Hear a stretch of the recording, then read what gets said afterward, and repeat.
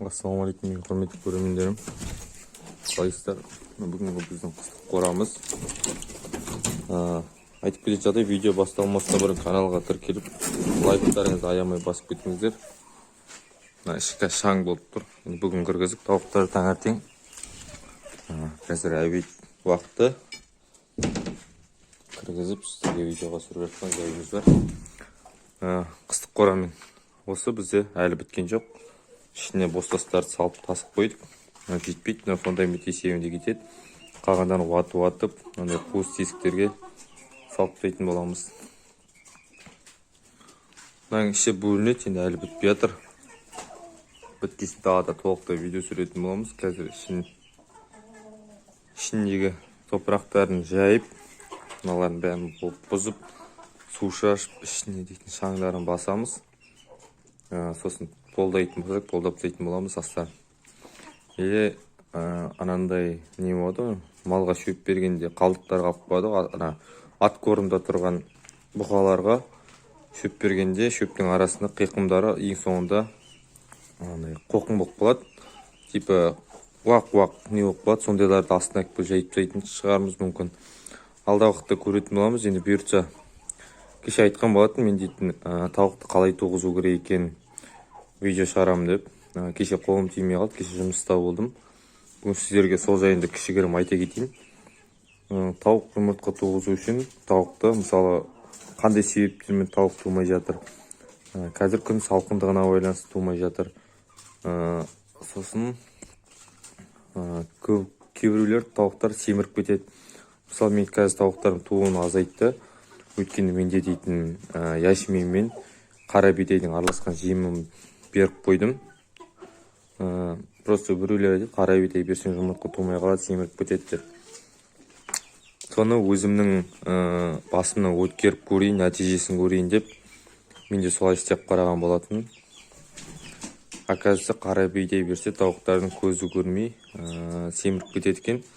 Оларды тек қана манаға малдардың жүдеп кетпеуіне береді екен қара бидайды.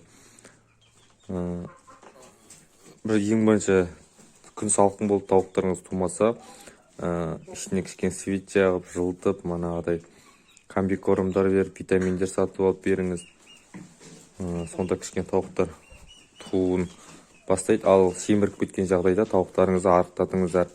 Мынандай брамы, тағы да породистый тауықтар болса, кішкене семіріп кеткен жағдайда кішкене оларды арықтатыңыздар.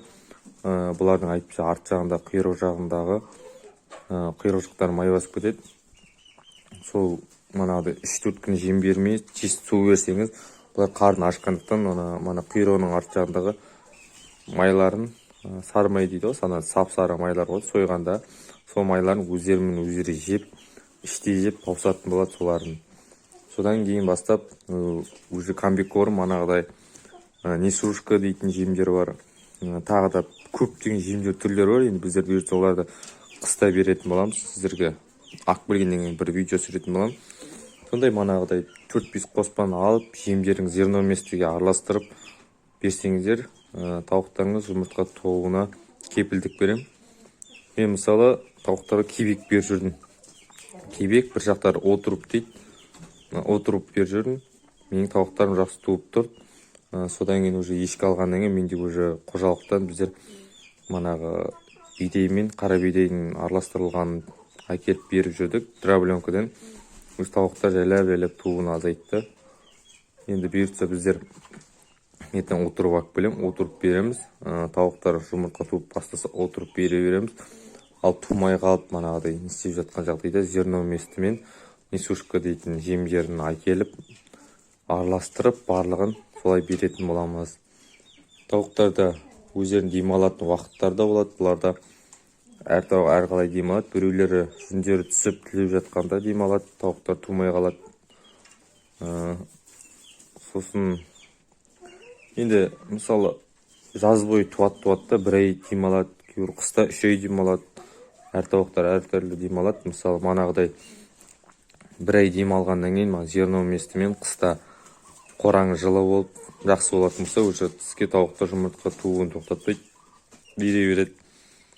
көп айтады, мына инкубаторский тауықтар жүндері түсіп жатады ғой, олар неге жұмыртқа туады деп.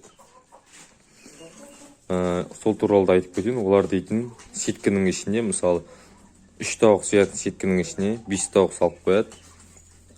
Сосын олар дейтін уже даладағы шөп жей алмайды, тек чист оларға тек мана зерно вместо андай-мындай қоспалар салады, укол салады. Сосын оларға енді олар уже бір-бірінің манағыдай бір-бірінің арқаларын тістеп, мысалы ана қазыларда болады ғой, үйрек қазыларда балапан кезде бір-бірінің арттарын шұқып жеп қояды жүндерін.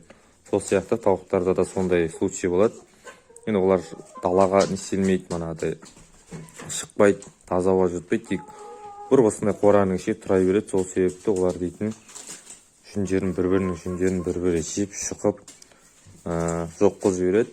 Ал оларды мысалы птицфабрикадан үйге алып келіп жасыл шөпке жайып не істесеңіз, бір айда олардың жүндері шығып күшті тауық құсақ болады, кәдімгі домашний.